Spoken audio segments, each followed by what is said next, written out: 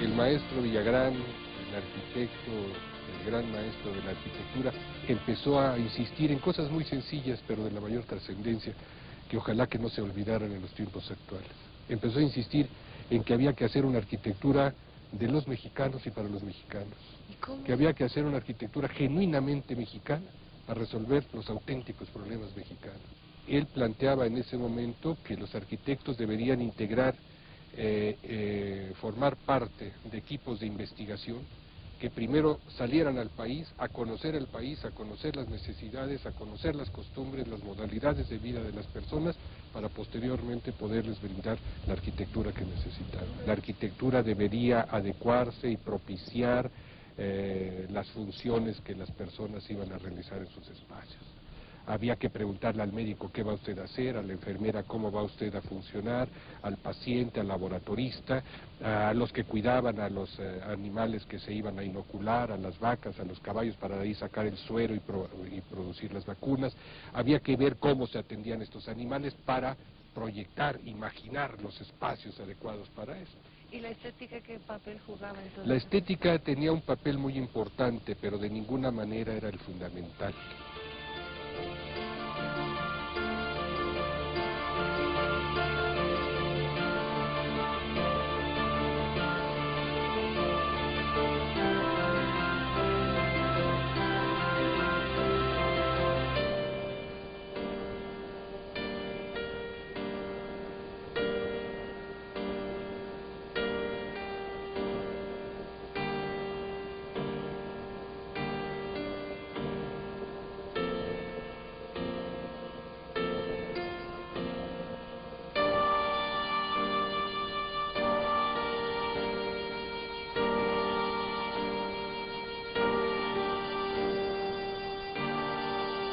Así que a Villagrán le tocó, en el área mexicana, hacer patente esta incongruencia del uso de elementos acuñados fuera del país para buscar una lógica, una concordancia entre las necesidades a resolver y el proyecto arquitectónico propuesto, ante un hecho que él enfatizó mucho: la necesidad social.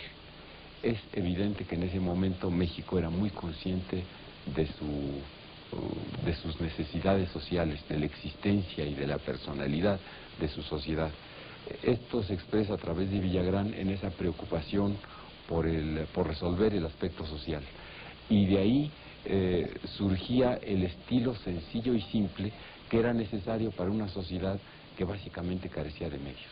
Era una sociedad pobre. Al salir de la revolución esto era muy notable, y ahí centró Villagrán sus ideas para crear una nueva arquitectura, en esa solución simple y sencilla, sincera, pero adecuada a un país que era pobre. Villagrán, años más tarde,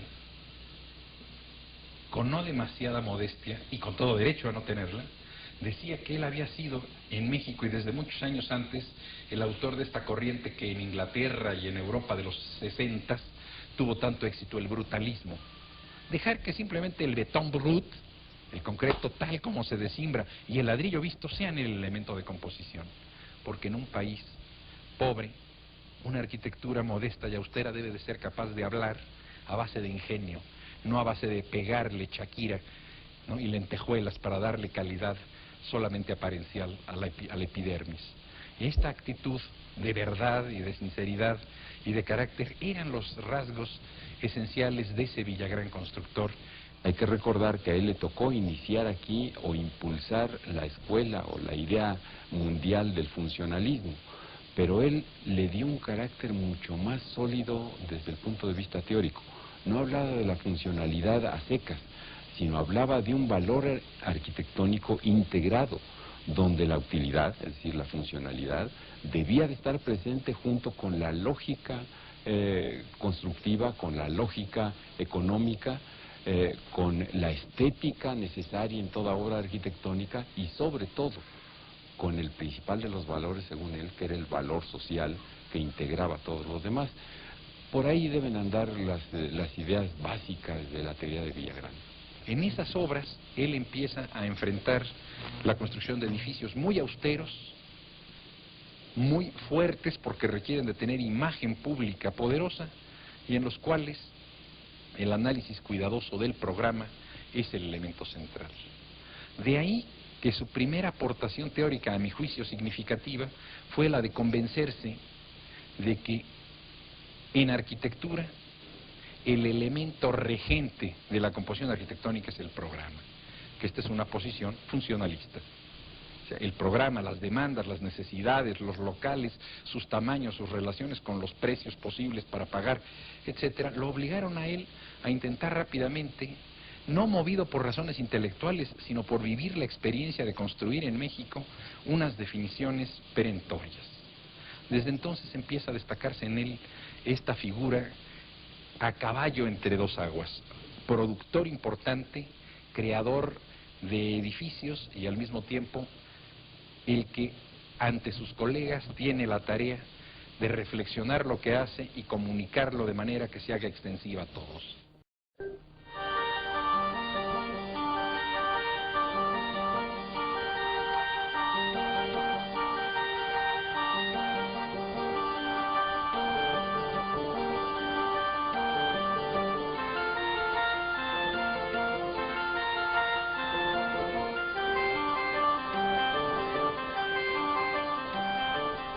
Era una persona de un gran conocimiento, de una gran sensibilidad, de una gran visión arquitectónica. Dejaba de lado todos los eclecticismos que habían prevalecido hasta ese momento.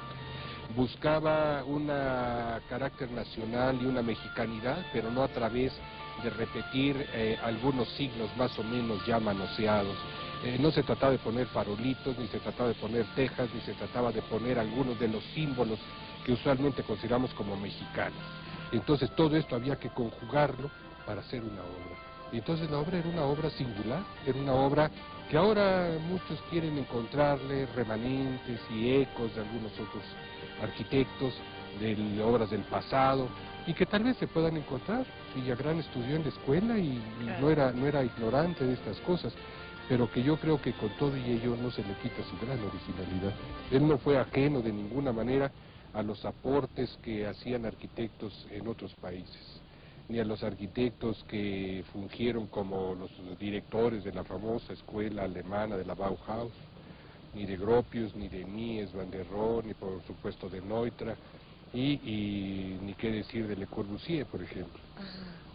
Sin embargo, de lo que les reconocía y también los admiraba, siempre tenía mucho cuidado en hacer ver hasta qué punto lo que ellos hacían podía estar adecuado a sus respectivos países, a sus respectivas circunstancias, y que lo que sí no podíamos dejarnos llevar, ni por la admiración más grande, era trasladar soluciones que no eran las adecuadas aquí.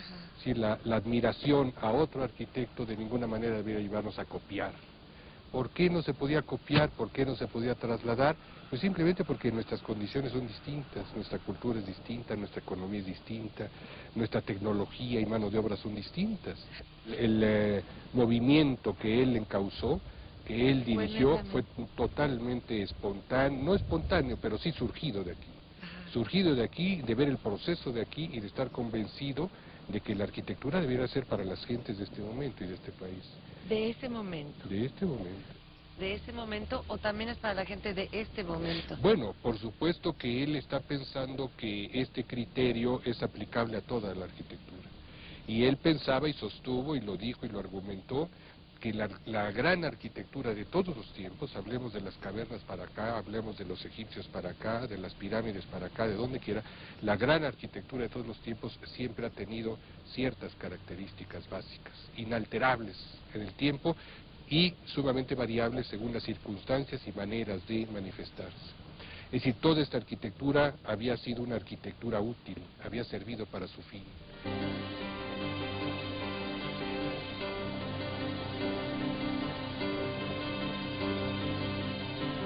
En lo arquitectónico, don José Villagrán tiene dos intervenciones que no creo que puedan ser superadas en mucho tiempo en la arquitectura mexicana.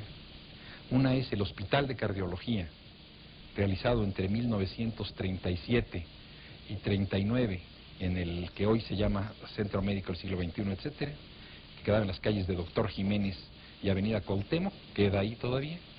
Y el otro es el Hogar Infantil número 9, que en compañía de su cuñado y gran arquitecto mexicano, el Pelón de la Mora, don Enrique de la Mora y Palomar, hicieran en la colonia Balbuena.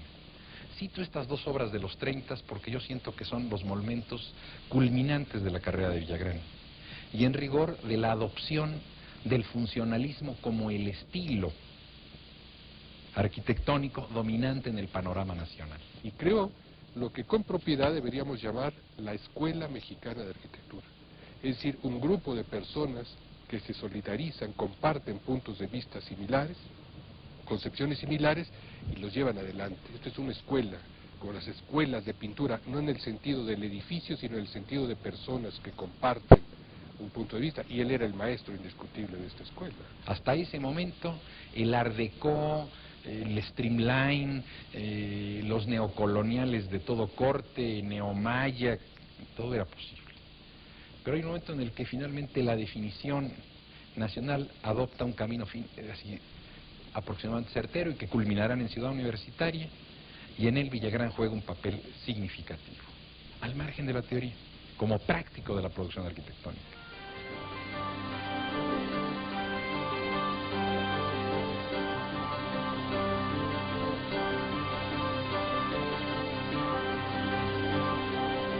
Villagrán se enfrenta a hacer un hospital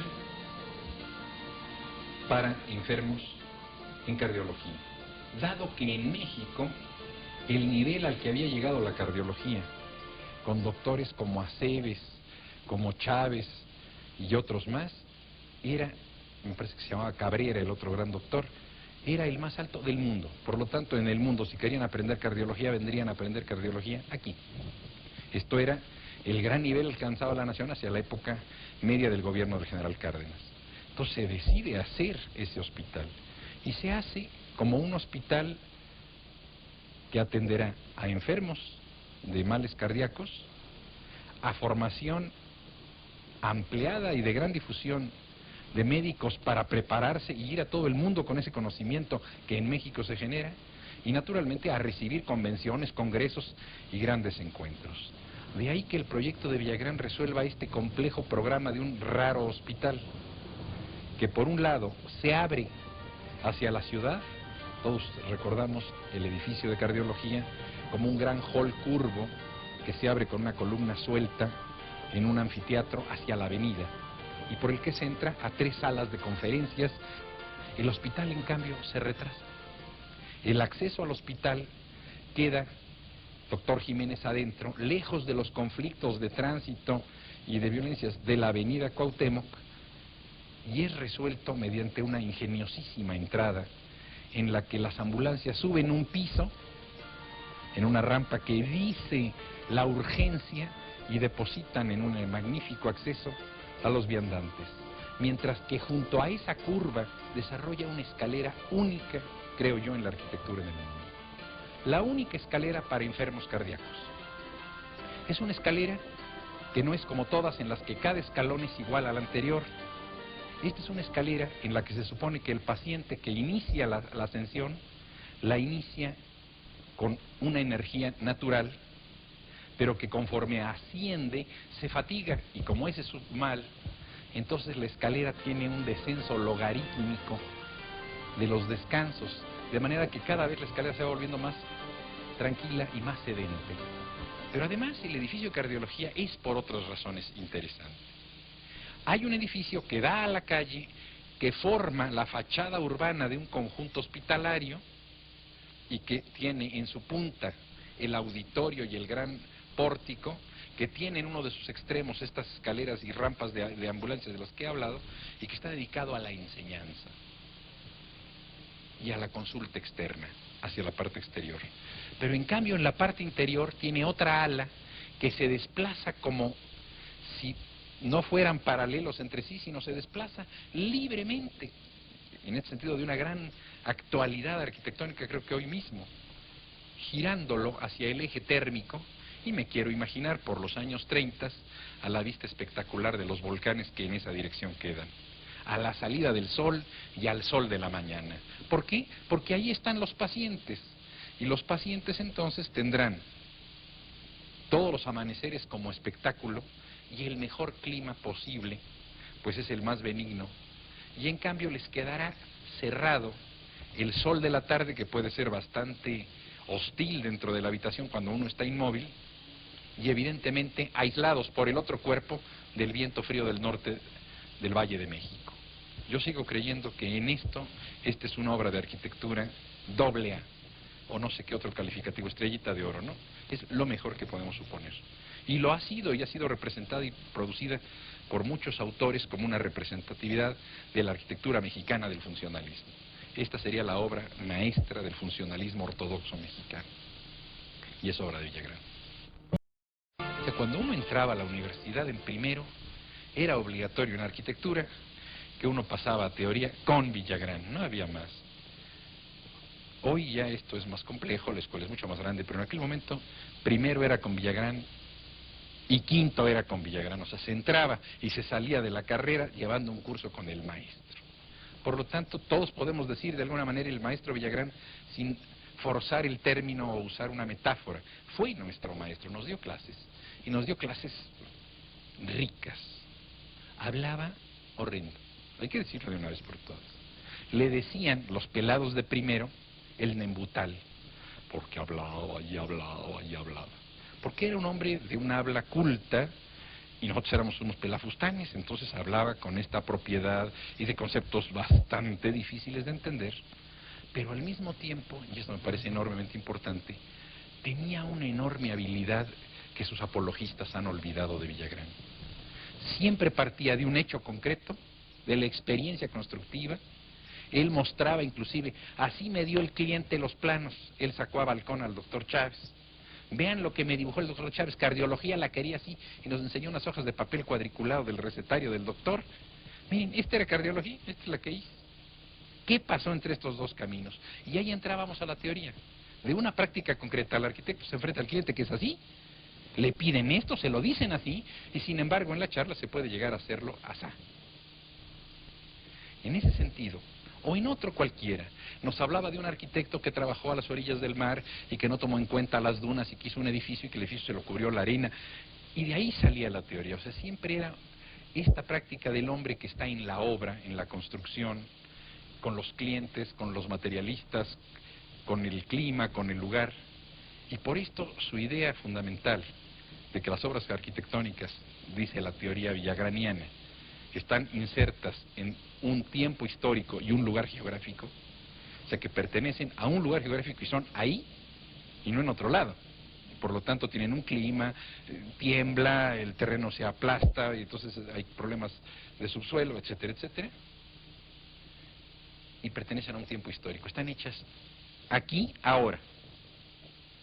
No pertenecen ni al pasado, con anacronismos historicistas, eclécticos y neocoloniales y tratadismos del pasado, ni pertenecen a un futuro inexistente, pertenecen a lo que hoy está sucediendo. Entonces las hacen hombres de su tiempo, en un tiempo que está anclado a un lugar. Y en la intersección de esos dos planos aparece la obra de arquitectura. Y por eso sus obras lo van a conducir a una docencia difícil de entender, sobre todo para quienes estábamos acostumbrados a no entender teoría ni filosofía, y él un hombre enormemente preocupado por las últimas lecturas de Max Scheler, de Wittgenstein, de los tratadistas del pasado, desde Vitruvio Polión, como decía él, el primer tratadista de la arquitectura. Era difícil entender a ese Villagrán, al que yo me lo explico de esta manera. Era un constructor ansioso, agudo, dispuesto a reflexionar sobre lo que hacía y lo que sentía que se le encargaba que hiciera.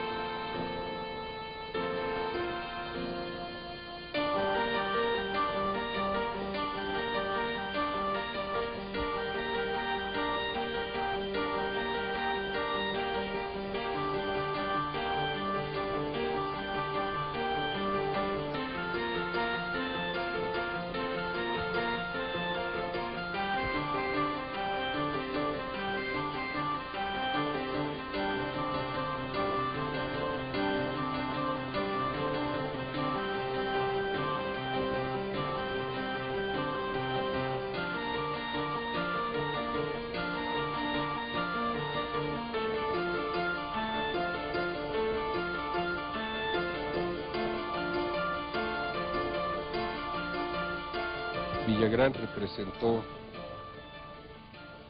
la cumbre de uno de los mejores momentos de la arquitectura mexicana, que fue la vanguardia de la arquitectura de la Revolución, y que esto habría que conservarlo en la memoria, habría que transmitirlo a las generaciones actuales, y por supuesto habría que revivificar su pensamiento, mejorarlo, superarlo en todos los problemas que ya no conoció y no pudo plantear, insertarle las nuevas ideas que ahora manejamos, y con esto volverle a dar vida y volver a crear otra gran escuela, otro gran momento de la arquitectura mexicana para un país que mucho se lo merece y que lo está necesitando. Y que los momentos en que estamos viviendo, yo creo que no hace falta extenderse en ello, yo creo que la arquitectura tendría un gran papel como lo tuvo en aquel segundo cuarto de siglo. Realmente ha sido la inspiración para muchas generaciones de arquitectos mexicanos a todo lo largo del siglo. Esto desde luego le ha merecido críticas siempre injustificadas de algunos que, pues, yo imagino que con toda sinceridad han querido analizar y darle quizá aplicación a sus teorías que no pensó, que no tuvo en mente Villagrán. Por ejemplo, las circunstancias actuales de los años 90 no son las que inspiraron su doctrina en los años 20. Y esto hay que tenerlo en cuenta. Villagrán en este momento hablaría de otras cosas seguramente, ¿no? Así que dentro de su momento histórico, creo que fue un extraordinario arquitecto, el más brillante del siglo en el gremio mexicano. Recordando al viejo Villagrán, maestro así mayor, adulto, en algo que no puedo dejar de decirle que me sorprende. Porque este hombre del que le he platicado puede construir algo como el edificio de cardiología que está en el periférico, en el que las orientaciones de las fachadas son todas, depende del clima artificial o de no sé qué. El edificio es muy confuso. ¿Por qué él, que había llegado a esa claridad de pensamiento, al final de su carrera se ve obligado, o quizás ha dejado realmente esa pasión por la producción arquitectónica de la que le he hablado, ya ha entrado a solamente actuar en el campo, ahora sí, peyorativamente, de la teoría?